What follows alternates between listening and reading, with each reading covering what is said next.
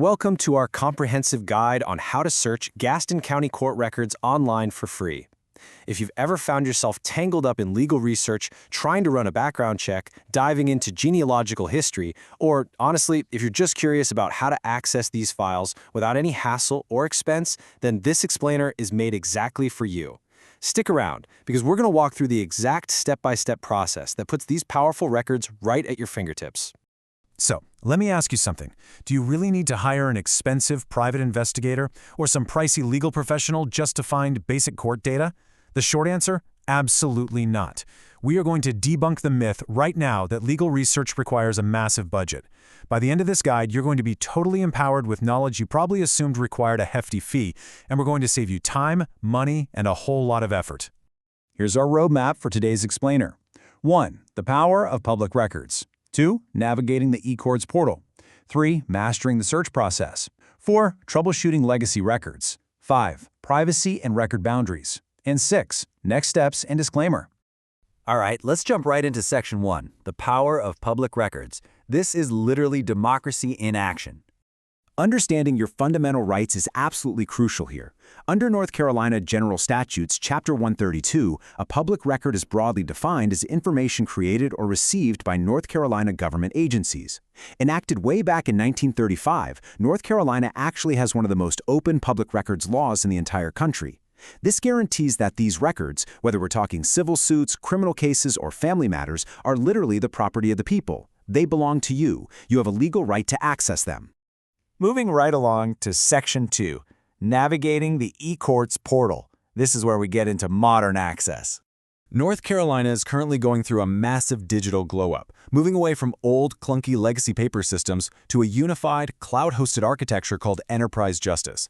Gaston County is specifically designated as a Track 10 county, and their official system conversion is scheduled for October 13, 2025. So what does this mean for you? Well, cases filed before that date are legacy paper records and might require physical requests to track down. But any digital eCourts records filed after October 13, 2025, those are instantly searchable online. Think of it like a giant digital pipeline. The data flows seamlessly from the courthouse directly to you. Documents are scanned or e-filed by clerks and attorneys into the Odyssey Case Manager system, and from there, they flow right into the public portal. That portal is your window to view these court records completely for free, straight from your web browser, without ever needing to find parking at the courthouse. Okay, so once you're actually inside the eCourts portal, you've got 3 main tools at your disposal, and knowing which one to use is definitely half the battle. Smart Search is going to be your go-to for finding detailed case summaries and the complete timeline of a case, which is known as the Register of Actions. Now, if you're looking for active court calendars and courtroom assignments for a specific day, you'll want to jump over to Search Hearings. And finally, the NJ Judgment Search is what you'll use to hunt down financial and property judgments, like liens or small claims awards. That brings us to Section 3, Mastering the Search Process. Let's learn how to find these records like a pro. Here is your step-by-step game plan. Step 1. Visit portal-nc.tylertech.cloud/portal. Step 2. You can absolutely just search as an anonymous guest, but registering for a free account is an amazing pro tip that we'll talk about in a second.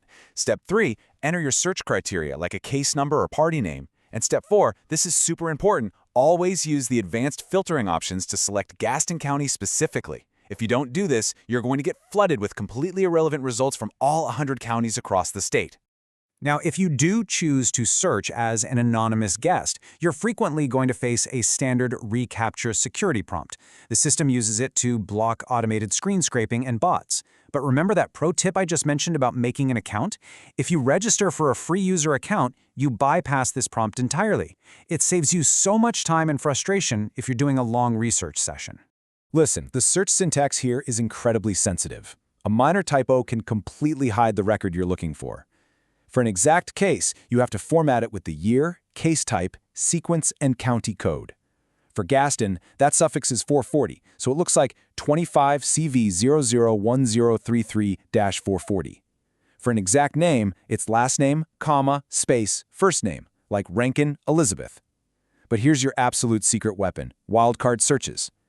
Using an asterisk, like RAN**E**, catches alternate spellings or those unexpected middle initials. And if you're searching for a business, let's say Acme, Just type Acme** and make sure you toggle that search filter over the business name. According to the official eCourts wildcard guidelines, there's a crucial rule you need to follow.